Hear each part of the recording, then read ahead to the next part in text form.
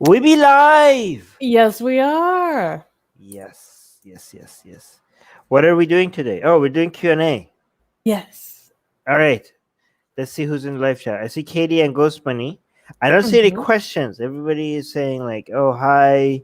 How are you doing?" and stuff like that. But we need questions. So Katie, Ghost Bunny, ask her. Oh, there we go. Wow. I was going to say, I That's have a question for you. okay. You ask your question first, and then we go to Katie's question. Oh, it's not very interesting. It's just how you've been listening to like any music lately, and if you have, like, what you've been No, listening no, no. That's not interesting. Let's go to Katie's question. Katie is saying ancient Egypt versus ancient Babylon versus ancient India before the Aryans. Which one of these is most interesting to you? Mm, ancient India. Wait, before the Aryans? No, I mean we don't know much about the mythology before the Aryans. The gods that we're interested in got interesting when the Aryans showed up in India. So I get if it's before the Aryans, then I'm not that interested. I guess ancient Babylon would be the next. Yeah, I mean ancient Egypt is not the only way I would be interested in ancient Egypt is the effect that it might have had on the Canaanites Mm. and their ideology. I mean their idea of the underworld and afterlife, the influence they had on the Canaanites. That's what I would be interested about ancient Egypt. Ancient Babylon. Are you talking about like all the Mesopotamian religions? Again, that I would be interested in only to the extent of the effect they had on the Canaanites. But I think, like, yeah, none of these options are themselves. Yeah, ancient India before the Aryans, I would be interested in that again, based on the effect they had on modern Hinduism, like today's Hinduism, right? Well, Katie is adding, that's the Yeah. point. We don't know much about them, then that is why it's more It, interesting in the sense that I want to know more about something right. unknown. Right. Okay. Good point, Katie. But the thing is that we don't know about them, and it doesn't seem like we are going to know much about them in the foreseeable future, right? So, what I like about ancient, like, well, not ancient, what I like about early Islamic history is one of the, so for among all the ideologies that are that old, like we're talking like late antiquity, around like that time, Islam is the only one that we're so ignorant about. Usually other religions Mm. that we are this ignorant about, they are like really old, you know what I mean? Like in this, when it comes to early Islamic history, if you look at this, what we know about other ideologies around that time, everything is so detailed, right? With Islam, it seems like the scholarship is a lot newer on air, and that is so weird that we don't know much about something that is this late in history, right? So the fact that we don't know about it and it looks like we're about to, that's what excites me, right? But when it comes to this, like ancient India before the Aryans, like, okay, we don't know, and it's not exciting that we don't know because it seems like we're not gonna know, right? So it's frustrating more than exciting, because exciting is like, oh my god, we don't know and we're about to find out. But with those other ones that Katie is mentioning, is like we don't know, and like, yeah, I don't think we're gonna find out for for a while. So and it's annoying. Yeah, I don't know. So, but yeah, I see your point, Katie. So I guess I would be the one that I would be mostly interested in would be India before the Aryans and the impact there. How much of that ideology had an impact to on the Hinduism that we know today? That would be the most interesting one, right? But that's I a very interesting question, Katie. Good questions from Katie. Katie, ask us more questions. You ask the best questions. All right, go on. What are you gonna say? I think ancient Babylon or ancient India would be most interesting for me, mostly because I know the least about either of them in general. So, Right. Yeah. Oh yeah. Thank you for turning that off. Okay. All right. So Ghost Bunny here. Let's answer Ghost Bunny. Hello, how are you? What made you happy today? I'm doing This. good. And what made me happy today is I've been pretty productive so far. Mm. I've been watching videos about this Islamist situation in Mozambique a lot today. Mm-hmm. Learning about that. It's been pretty interesting. I am excited about some things I ordered online because, and I just found out that they're coming today because I'm the spinning bike. I'm been doing some streams on my spinning bike on my personal channel. By the way, follow me on my personal channel, link in the description. And like, so I get on my spinning bike and I do some streaming at the same time. And I want to make that whole area nicer. I want to get like an air con specifically for that area. Oh, snap. I got some biking pants to make it more comfortable to just stay on this spinning bike as long as possible. And then I'm gonna make like put mirrors in front of me. I'm gonna buy another phone so that I have and a tripod eventually where I could like have one screen in front of me where I watch the live chat and and use the other phone to record the stream. I'm gonna decorate that area to make the streaming, and I'm also gonna get a headset for streaming on my spinning bike. So slowly making that whole it's really nice because I'm exercising and streaming at the same time. So I'm basically going to be exercising, streaming, and also documenting my thoughts. It's my personal journal, streaming and exercising at the same time. So I'm excited about slowly improving that whole area. So yeah, I'm really excited about that. Yeah, guys, go subscribe to Armin's personal channel because he's been doing these little mini streams that are very interesting. Yeah. All right, next question. I guess it's for me saying, "Hey, Susan or Susanna, why are you Ex-Antifa?"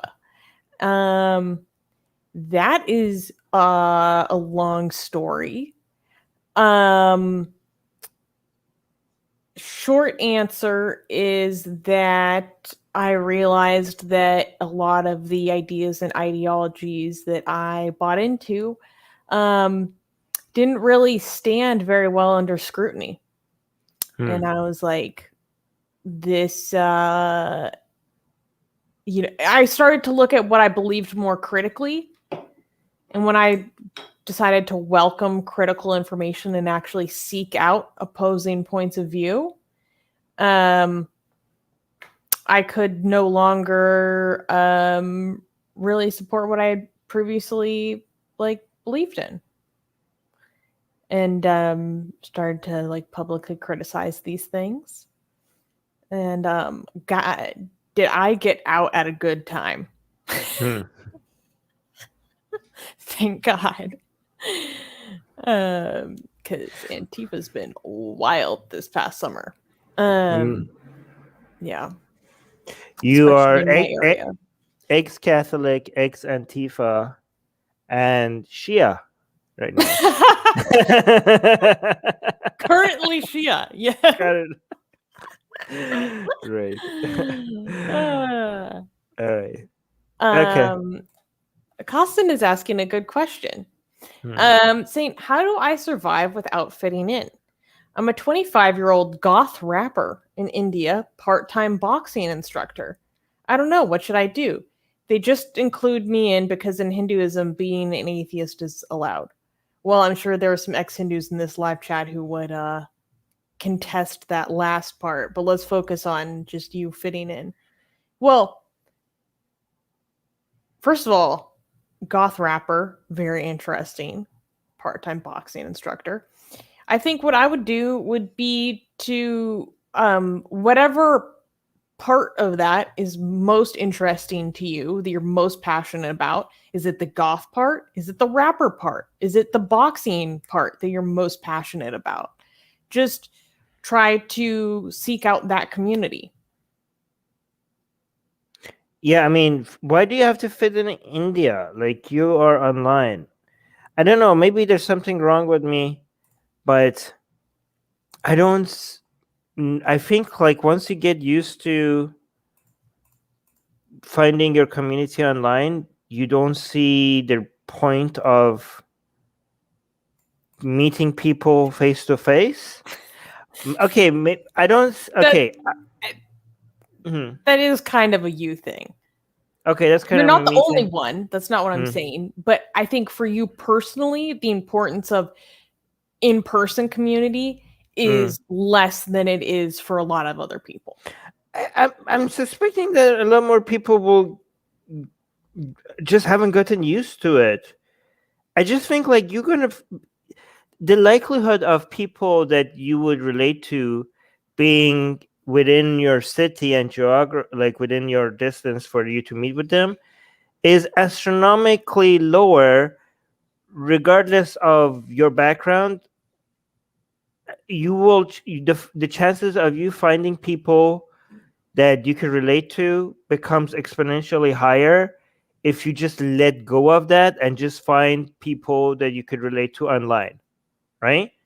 And one way of doing that is like if you're streaming not because you're trying to make money, but you're just trying to find like a group of 10 to 20 people that might find you because of the things that you're interested in. That's a good way of finding a community. You could just like stream while you're doing the things that you're into and just find your community and then go show up on their streams and talk to them. I don't know, like it doesn't really matter if you're in India or you're in Pakistan or wherever in that situation. I guess not really needing to meet people face to face, and it's so much easier to then create your community. Like when you go outside in a bar and there's some people who are annoying you, you can't be like block, like block. You can't do that. Right? That is how you see real life. You just have to be like polite and all, and just like, oh my god, this person is like so. I'm gonna pretend to put up with this. Can I just walk? Can I just keep talking to this person and not talk to you? You can't do that in real life, right? So yeah. Anyway. Well, that's kind of why I was saying, like, if I was thinking for a person where having in-person community is more important to them. So I would actually go focus on like whatever you're most passionate about, or it could be actually several things, find a community focused around that thing. You'll probably find it online, but like a local group. And then you can move from online to offline. But so if having people in person around you as part of your community and sharing interests with you is more important to you, like it is for me, that's something that I really need is in-person community. I think that's a good way to go about it. But also give it a chance. Maybe you are one of the people that will realize that online socializing online is good enough, but you just are so used to face-to-face socializing that you can't imagine just getting all your social needs online. And then once you get used to it, you'll be like, you know what, this is actually better, right? Yeah. This is actually a perfect question for me. And it is from Parker. What are your thoughts on Amar Nakshwani? Well, funny you should mention that. I was actually watching a majlis from Dr. Syed Amar Nakshwani. Of course you were. Right before the stream, I actually was. So he's actually one of my favorite Islamic lecturers to watch. Partially because I find him to be very entertaining to watch. I really like his cadence. I like his way of speaking. I like his tattoos. Of course. And I find a lot of his lessons to be very interesting. I like to listen to what he's not saying. So there are a lot of accusations that he is part of the... You have to explain to people who have no idea who this is. Okay. Yeah. So Ahmad Nakshwani is really quick one though. He's a lecturer, a Shia lecturer in London. A Shia preacher. Yes. There we go. I fixed it for you. All right. Continue. And there are accusations that he's part of this very controversial Shia tradition, or the Shirazi Shias. And I think he is. Of course he is. Based on what he doesn't say. Like his lectures on Tatbir. Like he doesn't actually say that it's not okay. So for those who don't know, that's like punishing, whipping yourself, punishing yourself. Like a lot of people say that that's haram. That's bid'ah, that's innovation, that's not actually Islamic. And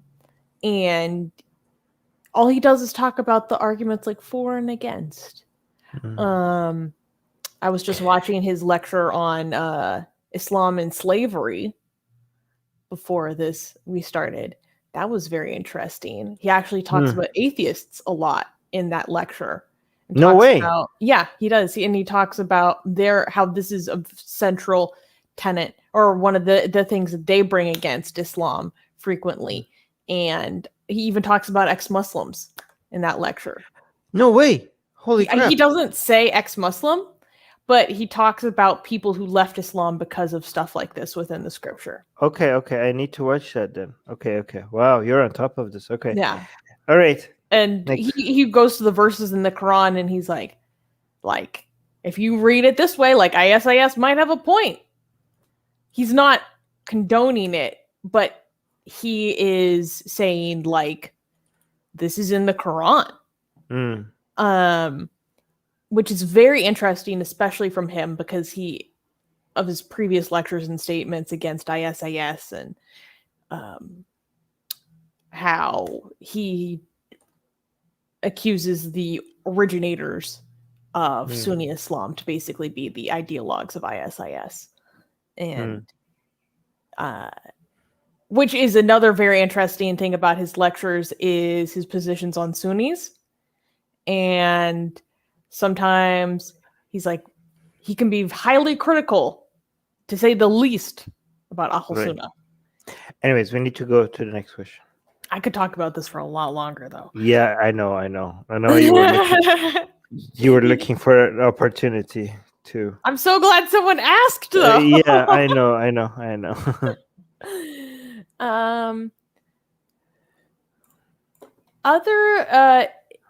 It started in mud is asking, other than the passage of the seasons and the sun's cycle, what other natural patterns would you say most affected early religious thought?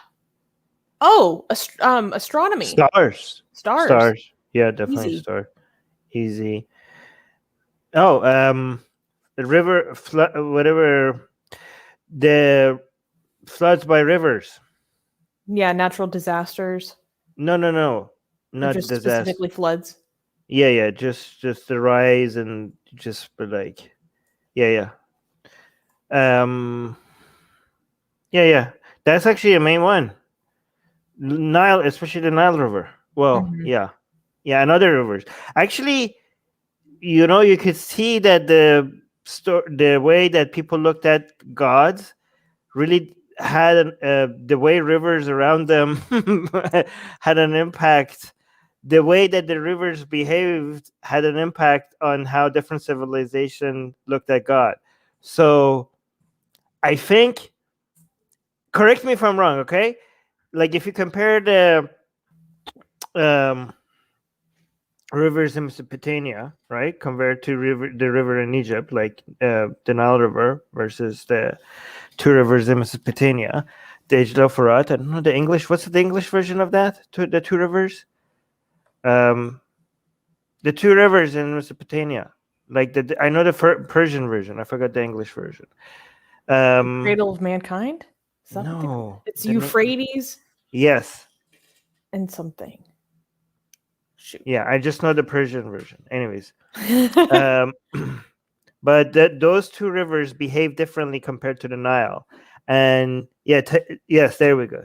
Tigris and Euphrates. Dijleva for in Persian is Dijlofrat. Yeah, I know the Persian version.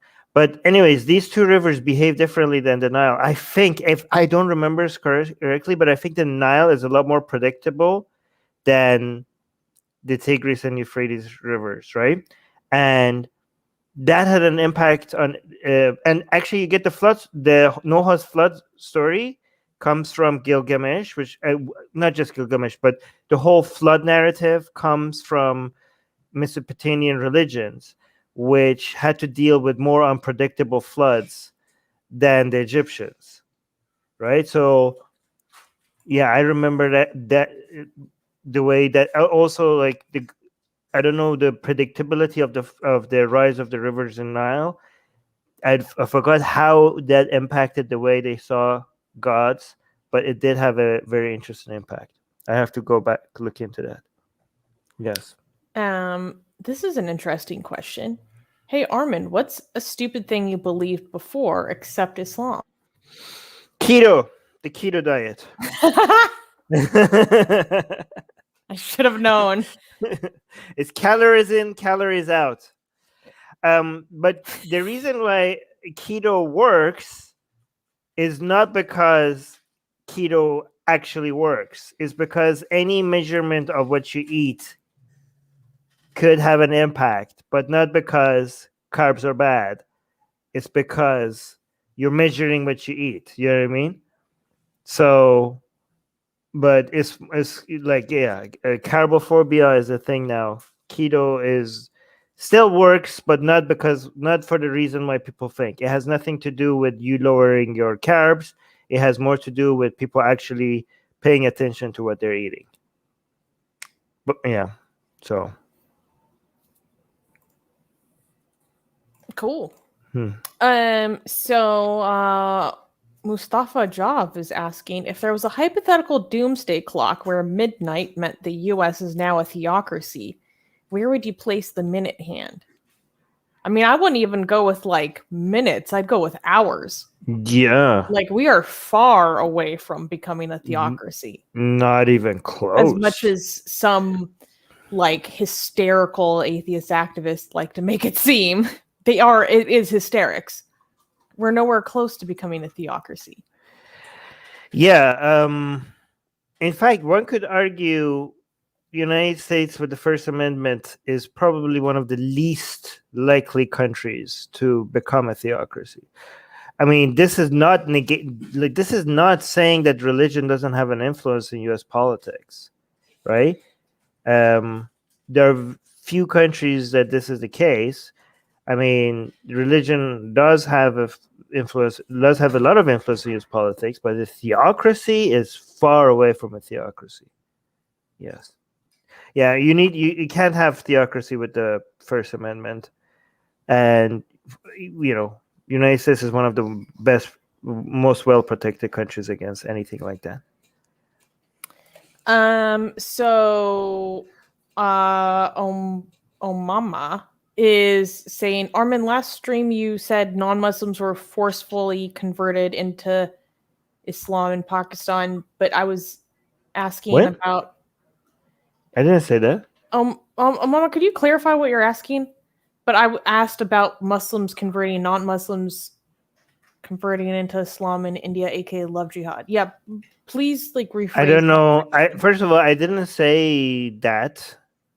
I don't know. Maybe you misunderstood me. I'm not understanding your question, and I don't think you're representing what I've said accurately. So, all right, next question. I don't understand the question. Sorry. Yeah. James S.C. is asking, are you on good terms with Daniel Hakikaju? Do you think you could debate him on modern day debate or something? I think there needs to be more Muslim versus ex-Muslims debates. There are Christian versus ex-Christian debates. I would love that, and I try to be. I thought I was, and then when I had Twitter, when I still had Twitter, I kind of tried to criticize him in a friendly way about one of the videos he did, but then on Twitter he became not so friendly, and I was like, I don't know why he's being. I think I think personally, like when we are in private, he seems to be very friendly with me, but I think he might have to not be so friendly with me in front of Muslims. I don't know. I honestly think that's what it is. Hmm. Because Yeah. he talks some big talk and he's put out some big words.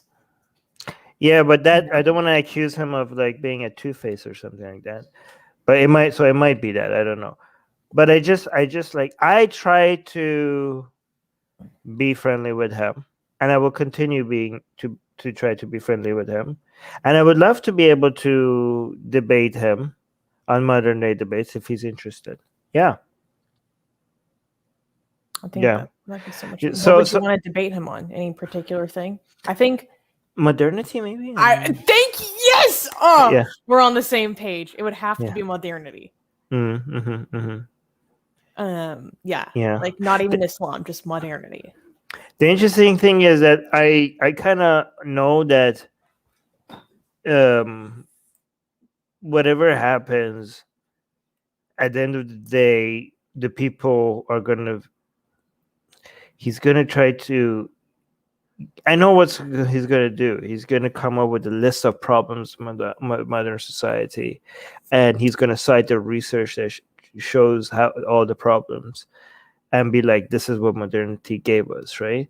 And I'm gonna be like, "Well, here's some, those are some specific things that you're mentioning, but bigger picture, things have become a lot better." And then he's gonna question it and say like, well, that's not a good measurement of happiness, blah, blah, blah, and blah. And I'm going to be like, well, it is. Your measurement is not good. And we're both going to come out of that debate with our community, with his communities. I don't know what my community is going to say, but his community, no matter what happens, is going to think like I was destroyed. My community might be split in half. My community was like, Armin, you weren't forceful enough. And some of them are going to be like, so I already know what the results is going to be. His community is unanimously going to think like, "Oh my God, you humiliated Armin," and my community is going to be probably split in half. More, they want half of the half that is not going to be happy, or is going to be the half that wanted to be more aggressive because they're coming for blood, right? Well, they really just want someone to shout at Daniel. Like that's what they. And they're going to be disappointed that I'm going to be friendly and nice and all. But yeah, so that's what's going to happen. That's my prediction, if it ever does happen. Yeah. Okay. Puya is asking, Armin and Susanna, what do you think is the stupidest thing that people waste money on? That's tough. There's a lot of stuff. Well, it depends on whatever you haven't done the measurement. Okay, so so Puya, you could spend money on something that makes you happy, and another person could spend money on that exact same thing and be stupid. You know what I mean? Like you could spend a lot of money on something, and that thing, I'm going to look at it, I'm going to be like, why did you spend money on this? How could this bring joy to anybody? But you have really done some self-reflection, and you know for sure that this is bringing you pleasure. Like you have done some serious cost benefit analysis. I like the level of joy that this is bringing to my life is much higher than the cost that I'm paying for it. And even though I can't relate to it, if you have done the cost benefit analysis, then you have done a really good investment, right? But then another thing, somebody could spend very little money on, let's say, a watch, and this watch is annoying them, it's in their way, and they just bought it because the understanding is that this is going to make you look good, and is you just have to do it. But they didn't do self-reflection, how much they care about the way that this makes them look, so maybe somebody else like really is making them being really pleasure. So it's not about the amount of money that you're spending, it's about whether you actually have done the self-reflection and the mindfulness needed to do the cost-benefit analysis, right? So it's not about the amount of money, and it's not about what you're spending money on. It's about whether you are so self-aware of what makes you sad and what makes you happy that it's easy for you to measure these things, right? So yeah, again, the same item, like let's say the same watch, right? I could buy it and it could be a very dumb investment, and Susanna could buy it and it could be the same money, same amount, and it could be a very smart investment because I'm buying it without doing much thinking about it, and it's actually not bringing that much joy, and it's bringing a lot of joy to Susanna, right? And again, also the cost. So it's one is about the thing that you're buying, and also the another thing you have to measure is how much each dollar means to you, right? Because if you think about like $100 for for one person, that could be 3 hours of work for them, and it's 3 hours of work that they don't enjoy to make $100, right? So that $100 means something else to somebody that maybe makes $100 in 5 minutes, right? Or somebody that makes $100 in 3 hours, but they enjoy their work. So that's 3 hours that they are doing while they're enjoying their work, right? So the watch could mean something different to me than Susanna, but the dollar spent on it could also mean something different to me than Susanna. So again, these are the things that you have to calculate when you do a cost-benefit analysis and when you invest into something. All right, next. Yeah, in general, I think one thing, like things that depreciate very quickly that you're not doing like a proper analysis on. And also, this might just be like a personal thing. But like people who buy like the latest phone, like every single time there's an update when they don't need it, your old phone's working fine, but you're like investing all this money into constantly having like, kind of like the latest symbol.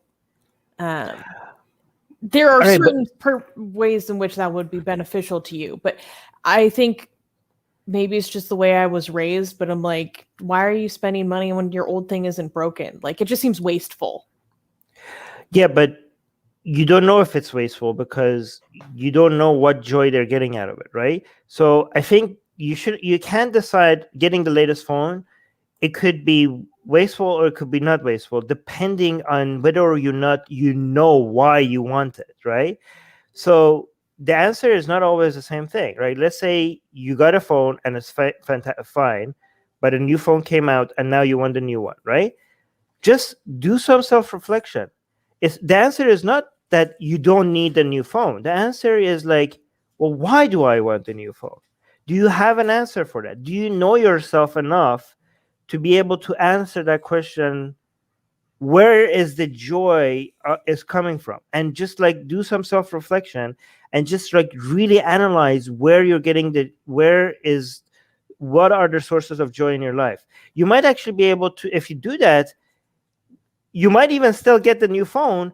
And now, because you've done some self-reflection, you might even enjoy it even more than before. But like, oh my God, now I completely understand why I want the new phone, even though my old phone is working. And now, because I understand that when I'm buying a new phone, it's even more fun than before, right? Yeah, that's why I was speaking about myself. Like, to me, that seems like such a waste of money. Right. All right, next question. James SC is asking, Susanna, are you enjoying learning about Islam? Do you learn the counter apologetics or the flaws, or what kind of topics interest you? Yes, I am very much enjoying learning about Islam. I haven't been learning counter apologetics as much. I think perhaps I'm too methodical about like learning the foundation. Like I'm very focused on making sure that I have a solid understanding first before I go on the offense. But I think I might underestimate like how good my foundational understanding is. What kind of topics interest you? A lot of the diversity in Islam. Like there's a lot of stuff, there's probably more things that people disagree on than agree on. And it's really interesting to learn about all those different nuances. And also different attitudes. Like some of the Shia groups that I've been following, like they don't want unity. They don't care about unity between Shias and Sunnis. Like that, in fact, they, think that isn't something that should be that is supposed to be achieved, in fact. But some people obviously think very differently. So stuff like that is really fascinating to me. And yeah, so those are the kind of topics that interest me. And this is sorry, continue. Wait, yeah, Alex is saying you skipped their question. I didn't understand what your question was about, so I didn't. Okay, maybe rephrase it, Alex. Okay. So Katie's asking a very interesting question. What would your advice to a group of ex-Hindus trying to start an ex-Hindu movement after getting inspired by the success of the ex-Muslim movement? This is a very good question.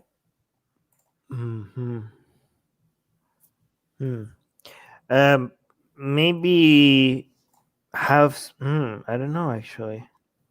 What would be our advice, ex-Hindu? What would be your advice, Sus? I have to think about this. Well, that's tough because I'm very new to like both of these things. You've been part of the ex-Muslim movement for like over a decade, so you have more of a longitudinal perspective on what works, what galvanizes people. I think there is an amazing opportunity for an ex-Hindu movement. Given the sheer population of Hindus in the world. I think trying to popularize just the phrase ex-Hindu would go a long ways because, as you are well aware, Katie, a lot of people think that atheism isn't incongruent with Hinduism.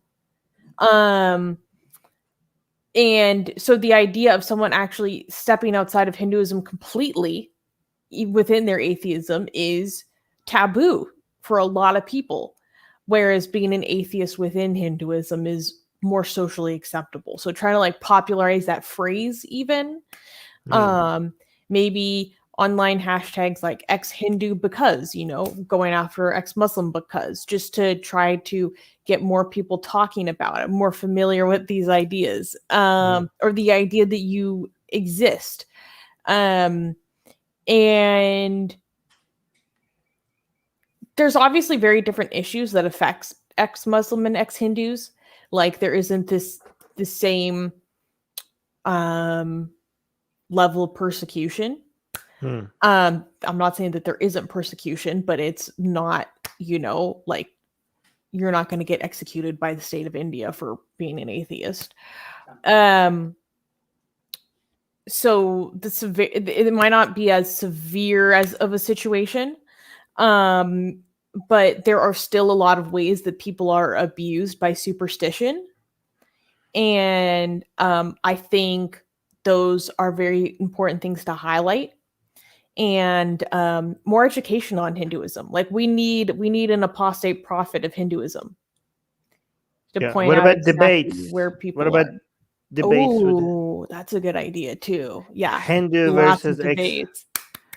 Hindu versus ex-Hindu debates, that would be interesting. And also maybe talking to some maybe bringing on to some Jewish people, ex-Jewish Jews who decided to call themselves ex-Jewish atheists rather than Jewish atheists, and maybe see like the similarity. Like, why did you decide to go with the label ex-Jewish atheists rather than Jewish atheists?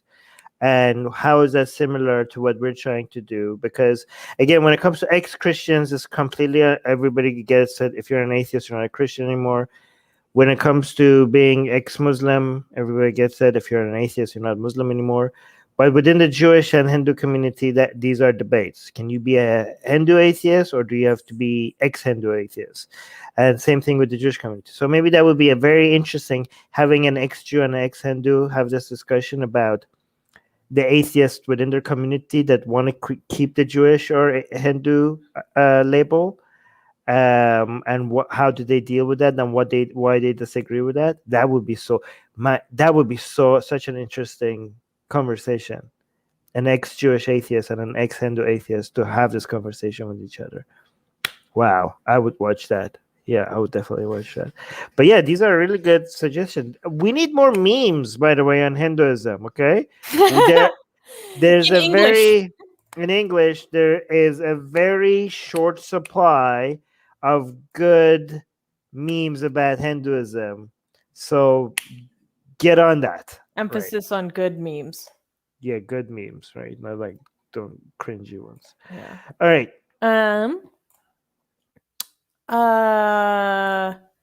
Sabelotorotu is saying, who do you think are the best atheist influencers? Not counting you two. Rationality Rules, Cosmic Skeptic, and Genetically Modified Skeptic. These are really good. Yeah. And Ali Rizvi. And yeah, what do you think?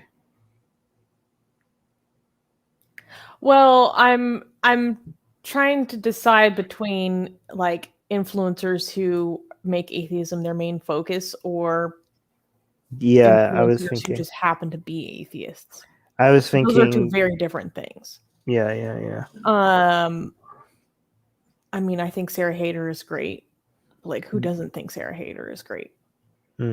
She doesn't make atheism like her main thing as much, though. Abdullah. You know what? John McWhorter. Right. Oh, no, yeah, no. I was thinking about the people who are atheism is a major part. Like somebody saying Abdullah Samir. Well, the reason why I'm not saying Apostate Prophet is Abdullah Samir is because they made Islam the main thing, right? So, yeah, it's hard to decide what you mean by influencer. Because if you want to say influence as a whole, then I guess Stephen Hawkins would have to be the main one. If you want to say just happens to be atheist and the main influencer, it would be Stephen Hawkins. If we were talking about anybody who's an atheist, I mean, he died, but still. Neil deGrasse Tyson would be a main one. Yes. James SC is asking, do you think ex-Muslims could do anything to encourage public Muslim versus ex-Muslim debates? It seemed like Dawa guys are avoiding it because they don't want to normalize ex-Muslims or expose their audience to the fact that people just like them left Islam and they have good reasons for it. I'm not interested in actually debating Dawa guys. It's so bad faith that you can't have like it just seems like it's blood sport. You know what I mean? Like, I don't know. I've seen the way they behave when there's supposed to be a debate. Like, you're not going to be able to exchange ideas that effectively. Like, if you watch the way like Muhammad Hijab dealt with the Apostate Prophet, like I was like, it's just going to be such an annoying experience if I will ever have to, like, if you ever want to have to debate somebody like Muhammad Hijab, the way they interrupt you, the way they, like, this is not. I mean, Muhammad Hijab is a particularly bad example given what he did with his debate with Alex O'Connor, where he literally went back and fabricated footage Right. and then refuse to give Alex the original footage, just like dirty handling all the way down. But I'm sure that I think if it was maybe someone outside of the like YouTube, Twitter, Dawa sphere, like you might have more success in having like a genuine debate. However, the problem is like that person wouldn't have the audience. Probably. I think this is why I think Daniel Hagerju would be a lot more fair and calm. Like I would like once I watched what happened with that Apostle Prophet and Ahmadinejad, I was like, why would like nobody should debate this guy? This is so insane. Like there's no like they don't even let you speak. Like that would not be a fun experience for me if I ever had to like talk to that guy, right? Like this is not a productive conversation. This guy is, but I think Daniel Hagerju, that would be a productive conversation, right? Like he would actually let you ask a question, and if he asks you a question, he will probably let you answer it. And so I think Daniel is wicked smart. Yes. Like a lot of these other people are not that smart, or they don't really have a detailed understanding of some of the topics that they're discussing. But not like, Daniel. No one can tell me he is not extremely intelligent. Right. Yeah. Muhammad Hijab doesn't even understand how free speech works. And like he claims like he's like has studied these concepts. Like he thinks like he has went and studied Enlightenment thinkers, and he doesn't understand that free speech doesn't mean that I get to say something and you shouldn't be upset. That's his understanding of free speech. Muhammad Hijab, he brags about how intelligent and how well read he is, and he thinks that free speech means like he gets to come and say like sexual stuff about your mother or your or your wife or people in your family, and if you get upset about what he's saying, then you are not for free speech. That is his understanding of free speech. That's how insane. Oh no. That's what he thinks. That's his understanding, right? That man is like not at all smart. Like I'm trying to not swear or like be insulting, but he is not smart. Daniel Hagerju, on the other hand, you could tell that he's well read. Like you could tell that he knows what he's talking about. I mean, even if you disagree with him, even if his conclusions are wrong, but it comes from a position that like you could see that he has went and read other people's arguments of modernity. Like when he's criticizing modernity, he's using like other people, like he's using narrative of philosophers that have been criticizing modernity for a long time, and you can tell that he has went and studied their work, and he's using their work, but he has studied their work. Yeah, even criticisms of capitalism. Like yes. Very yeah. So I know like a lot of our audience will probably be ripping their hair out, but I will always say he's incredibly smart.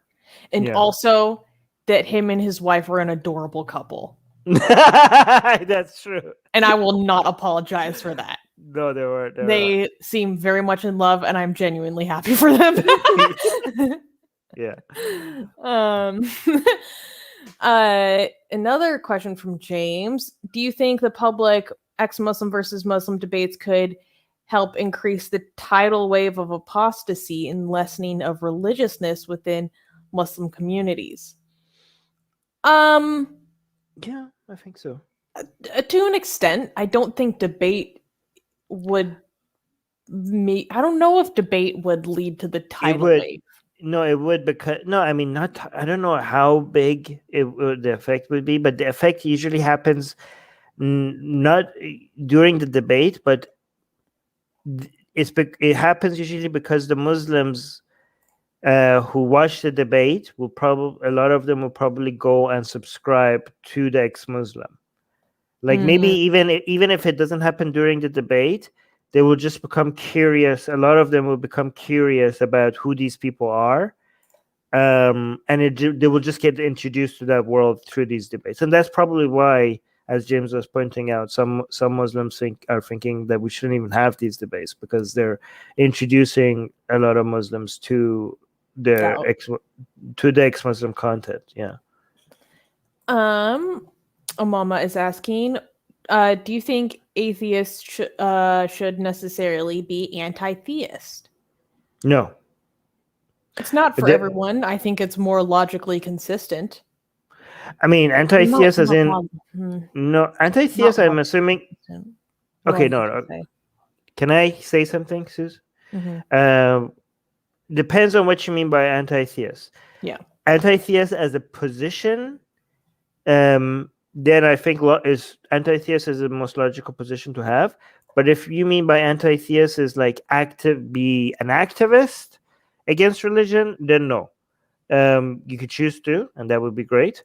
But you don't have your brand of activism doesn't have to be against religion just because you're an atheist.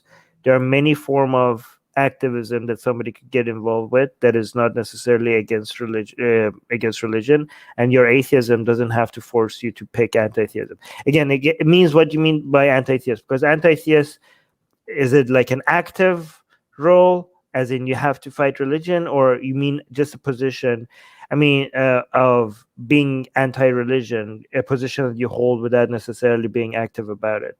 When you say necessarily should, it also depends on what you mean by necessary should. Necessary should, as in are you saying that it would logically follow?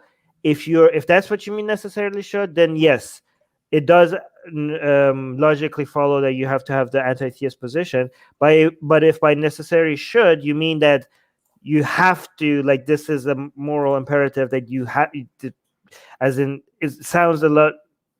In that situation, I don't think no, this is like nobody necessarily should have any position, right? Nothing is forced, right? So again, necessarily should, if by that you mean it logically follows, then yes, then anti-theism logically follows atheism. That's really depends on the way what you mean by your question, right? Do we want to answer this question?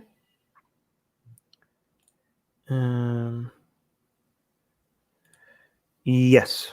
Okay, so Casson is asking, or Canson, do you people, who's you people? No, do you people ever fear or feel scared for your life? Easy answer is no, but that doesn't mean I'm not taking every precaution. I don't think so as well.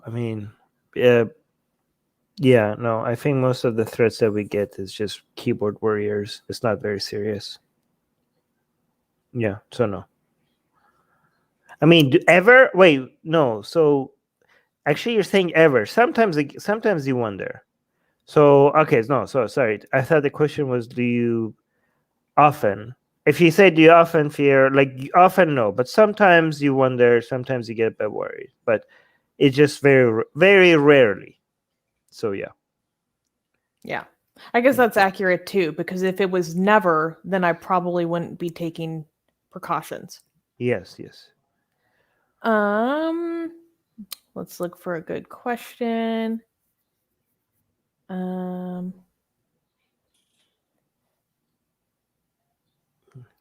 Katie has some questions. Oh, what do you think about the Sami mythology in Sweden, aka the Sami people? I'm not very familiar with them, but I do think I would like to learn more about the indigenous folk practices in that region. In your opinions, what is a religion-based social norm that does more harm to people and to the society than good? Like every religiously based social norm, because it's based on dogma and... Wait, I think the question should be the other way around. What is a religious-based social norm that does more harm? Yeah, almost all of them. I think it would be more interesting to ask if there's one that is the benefit is more than the harm, right? Because Gospel, which ones? Like I mean, yeah, I mean, I'm tempted to say like, okay, what is a religious-based social norm that does more harm to people than good? Like all of them, yeah. But I have to Well, like think about which one is not like that. and I want to clarify, because the reason why I'm generalizing, just saying all of them, is because of the epistemology. The way that which you went and established that this is something that you do is itself flawed, which is harmful. There's no such thing as a harmless falsehood. Yeah, I mean, okay, so religious-based, there are some religious-based norms that used to be. It depends. Again, I'm sorry, I'm being so pedantic, but it depends on what you mean by religious-based. Okay, because there are certain things that there are norms that have their roots in religions. Can you reduce my volume? But they have been disconnected from religions in some aspects of it. So are they still religion-based? Like, is Christmas, so religion-based? I think religion-based norms that have been defanged, that people could take part in tradition without actually believing the nonsense, those are the ones that are harmless, right?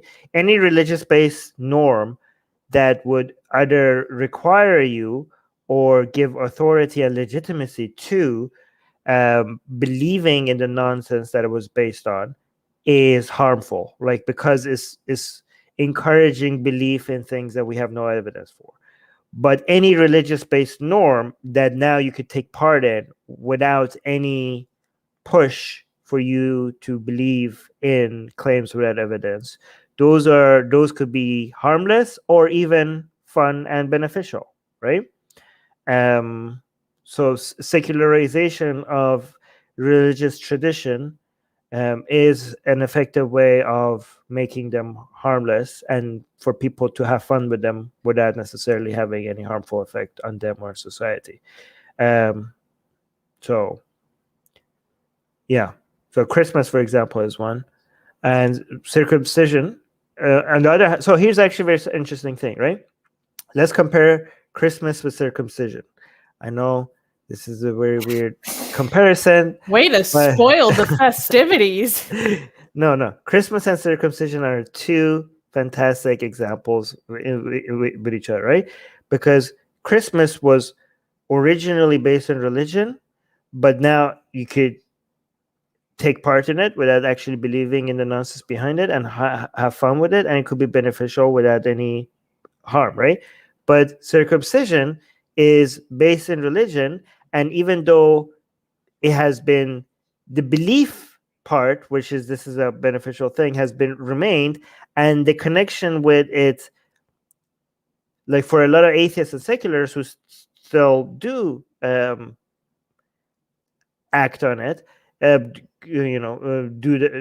for this, something like this has become normalized. A lot of them don't know that this might be based on religion. The belief has still the same, that this is something that we should do, even though it's not a tradition anymore. It's just something that people think. So the harmful belief is still there, but the connection to religion might have been gone for a lot of people, right? So again, it's a harmful idea that is still there, that we need to get rid of. So yeah, circumcision is, for example, a major example. And anybody who denies that circumcision is not because of Abrahamic religions, they don't know, like, they have no idea. Like, the only reason why circumcision is normal is because of Abrahamic religions, and it's one of the greatest human rights violation of our time, like, I think, in my opinion. Yeah. But anyways, let's go to the next question. There was a good question from Dirty Dancer. Here we go. And guys, make sure to actually tag Atheist Republic with your questions. So have the number of blasphemy murders gone down, or are they just less reported? Well, Dirty Dancer, gone down from what time period? That's a very important part. Like, what are we comparing this to? Yeah. Short term or long term? Long term, they have gone down for sure. Mm-hmm. And short also percentage-wise, per capita, like percentage or total number? That's also another question. So, and then are we talking about executions done by the state, or are we talking about vigilante murders, mob violence Right. that occur, or we both. I think they've gone down overall. If you, you have to like really be short term focus for it to have gone up. Like it has to be like very your time horizon has to be very small for it to look like they're going up. Like I think as soon as you zoom out a little bit, it has gone down, both percentage wise and total number wise, and whether or not you include government base or not government base. So that's what I assume. Maybe I'm wrong. Correct me if I'm wrong. Yeah, let me pull up the. You're a nerd when you have the USRIF Blasphemy report just like ready to go on your desktop. So, man, it would take me a while to actually dig through this to figure out what the time period this sample comes from.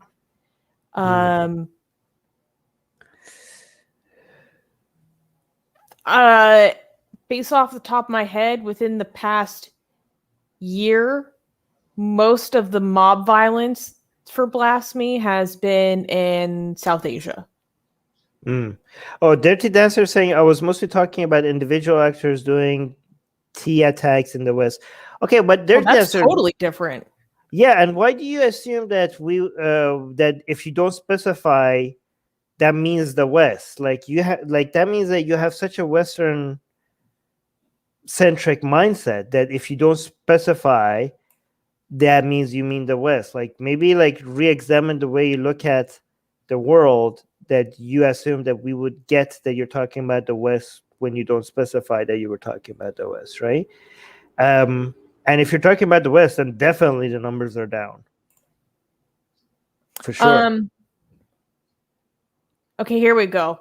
Again, it's gonna take me a second to find the time period, but was published in 2020. And so it was from a time period before 2020. Of the 674 cases of state enforcement of blasphemy law, researchers found 78 cases in which mob activity, threats, or violence surrounding blasphemy allegations coincide with state enforcement. Researchers also identified 58 incidents when mob activity, mob violence, and or threat of violence occurred around rumors or allegations of blasphemy without state enforcement. So those weren't necessarily murders or deaths. No, murders and deaths are down definitely in the West. But okay, they're just saying I'm from the West. That's what I think about. Yeah, but but we can't tell, right? There's no way that we can tell that that's like if somebody says like, oh, our blasphemy murders down. And then we say like, well, they're down globally, and they say like, well, I'm from India. I meant from India. Like, how could we tell that you meant from India? Because we can't tell that you're from India, right? And we can't know that you meant that you're. Yeah. Anyways. Well, also, okay. So to answer what I was referring to, the data that I was giving was from a 5-year period between January 2014 and 2018. That's the most recent data that we have. Wait. So. But also, if someone asked me about blasphemy deaths, the last thing I would think about would be the West. Yeah, the first thing I would think about would be Iran, Saudi Arabia, and Pakistan, and Bangladesh. That's what I would think about. Like, yeah, blasphemy deaths immediately brings me to these countries. Actually, these are the main 4 countries, aren't they? Bangladesh, Pakistan, Iran, and Saudi Arabia. Iran and Saudi Arabia from the government, Pakistan and Bangladesh from the people. Wait. For murders and executions, yes. Yeah. I know there's some other countries in Africa that have some of these issues, but the numbers are not even. Nigeria being one of them. Yeah, but their numbers are not even comparable. Yeah. What's that other country that I can never pronounce in Africa? Mauritania. Mauritania. There we go. Wow, you're on top of that. I'm on top of it. Yes. But yeah, that country also has some issues. We have a good question here. And then Asian American, thoughts on gods being archetypes for the human psyche? I mean, they are. Yeah. They are, but yes and no. Okay. So we have God, we have demons, we have heroes and prophets, and we have Mother Nature type archetypes, right? So gods are archetypes usually for human psyche and also society, right? Heroes and prophets, mostly heroes, they are archetypes for people, okay? Demons, rebels, villains, um, they are usually archetypes for us. So it's not just the gods that are archetypes for human psyche. We rebels and people who you're supposed to be against in society are also being represented in the form of the devil or demons or villains in stories as well, right? And that's why I think like one thing I'm interested in doing is to see if we could own it, right? So mythology, a lot of people like make it seem like people like Jordan Peterson make it seem like mythology is a set thing that is supposed to be interpreted this way, and this is what it means. But mythologies and stories are there for us to play with however we want. And not only you could play with it however you want, you could also put your own spin on it, right? I mean, these stories are not like people like Jordan Peterson make it seem like there's something within the fabric of society and nature that these mythologies are speaking to it, and it's like hard coded within the nature of how things are. And if you look into these myths, you will understand the way things are supposed to be like, right? Which is so absurd to like think of like a narrative, like an objectivity to the narrative. Right. Yeah. No, and I think one thing we're highlighting with our next art is how this backfired on Jordan Peterson, because if you think about it, in modern in modern mythology, what is modern mythology? Modern mythology is Harry Potter, Marvel, DC. This is like the modern here. Marvel's superheroes are the pantheon of our time, right? Mm-hmm. And if you look at what happened recently, Jordan Peterson was represented as Red Skull by Ta-Nehisi Coates, right? Which is, and I know, like, we obviously that guy is ridiculous and all. We're not a fan. We're not a fan. However, modern society has determined that he has a say in how modern myth is being created, right? God help us. And what does it say about the fact that Jordan Peterson in modern myth making, the modern myth making machine, has determined him to be what the version of devil in modern mythology, which is Red Skull, right? So maybe Jordan Peterson has to re-examine how much value he puts in to the reality of myth, because what does he think? He thinks like the people who were writing the myths in ancient times, that they knew more about myth making and they did it more properly than the people that are doing it right today. So if he thinks that it's not fair for him to be represented as Red Skull in modern myths, shouldn't that suggest to him that maybe he shouldn't take it as gospel? I mean, gospel being myth itself, that the people who wrote the myths in ancient times, that they're all onto something that is absolutely correct, right? I mean, myths, we're not dismissing myths as a valuable source of information about a human psyche. We just think like it's a bias source of a biased look into what society says about us. But the bias, we're not saying that it's bias as in like you should dismiss it. The bias is telling, right? The bias is actually valuable for us as a source of information. So we're like saying, don't just trust myth as an understanding of how society is supposed to be. Use it as a way to understand how people want society to be reflected and what they're against. Because one thing that I learned from Katie is like, if you look at Zoroastrians versus Hindu mythology, this it seems like the demons of Zoroastrians are the gods of Hindus, and the Mhm. demons of Hindus are the gods of Zoroastrians. So, it just depends on your perspective. Again, this is valuable information because we're interested in people's perspective with their biases. And we have to understand that what the myth tells us about the human psyche is not that, oh, we need to follow these truths about how society is supposed to operate.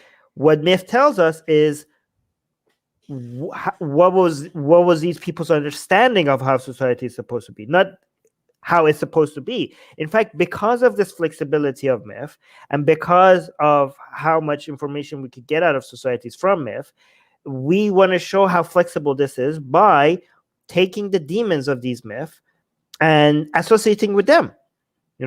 We could say like, well, the devils and the demons are supposed to represent the psyche of the rebels, the people you're supposed to avoid, the blasphemers, the ex-Muslims, the rebels, the revolutionaries, the people, the troublemakers, and we be the troublemakers. So those are the devils and the demons. The devils and the demons, there are people, right? So we could take those stories and we could put our own spin to it and own it, right?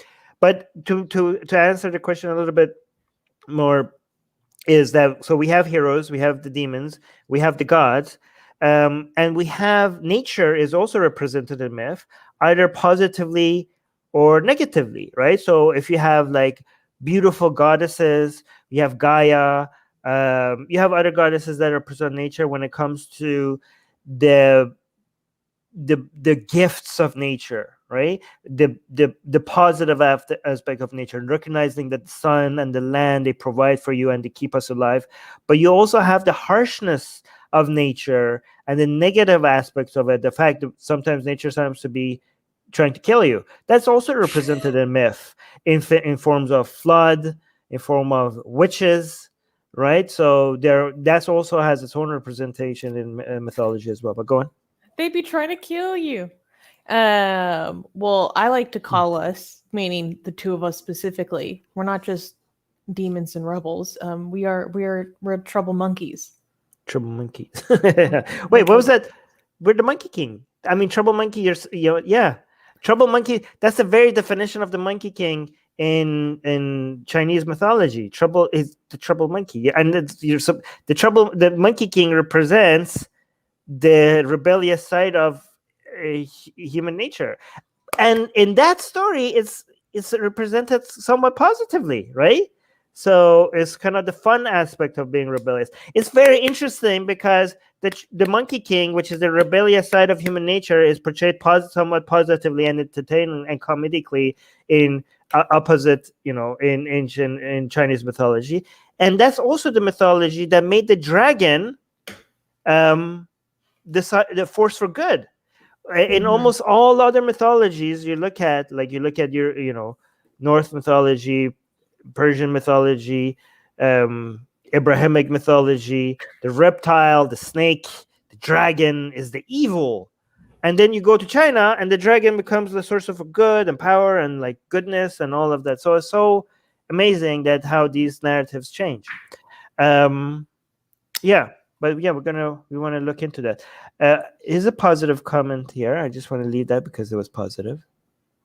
And then maybe that would be it. Oh. Yeah. Well, thank you for joining.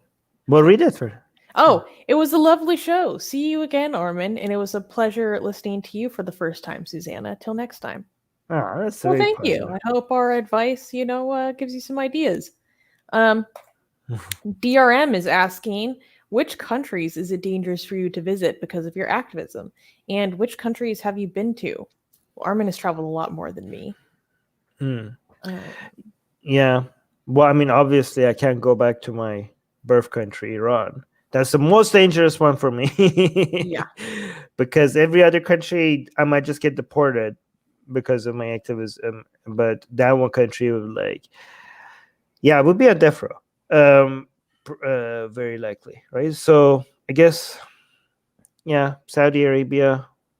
I mean, I try to avoid every Islamic country now. just because I mean, even UAE, we just recently saw that the problem with me is that I have dual citizenship. Yeah.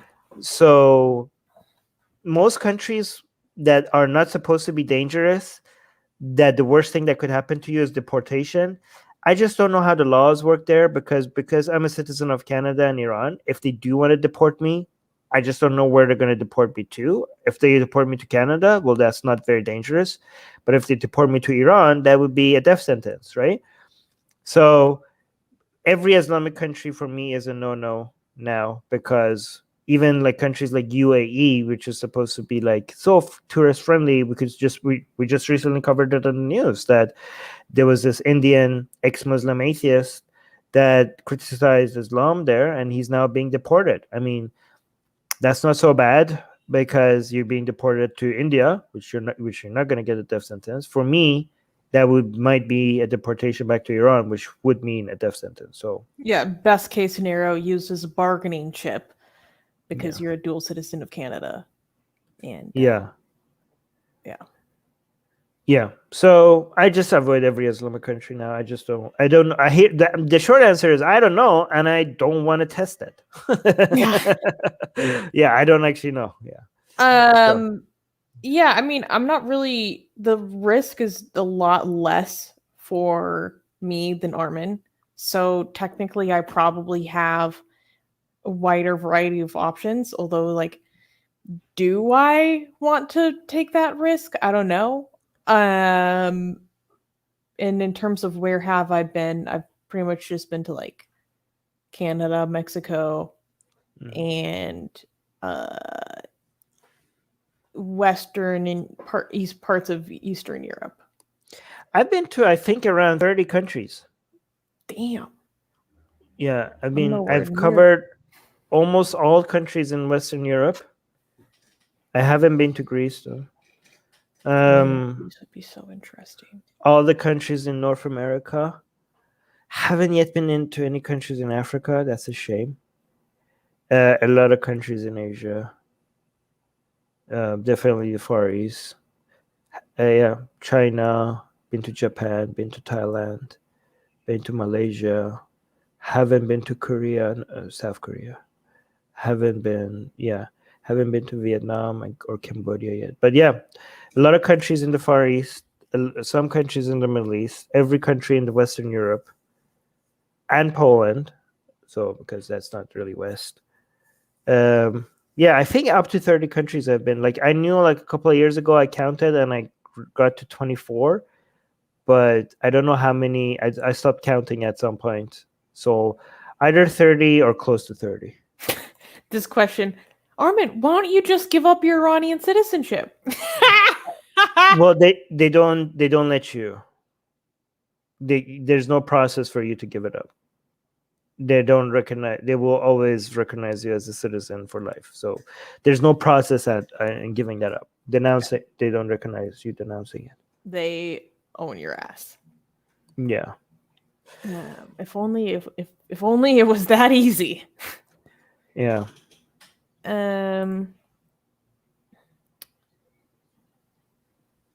Shoot, I jumped forward in the chat. Well, if you find a good one, how about it's our last? Oh no, Katie, actually I haven't seen that. Can you send it again to me? Sorry. Yeah, thank you, Katie. But that's very good. I really do want to see that, Katie. Sorry if I missed it. Yeah, been bad with Facebook. But we're already over an hour.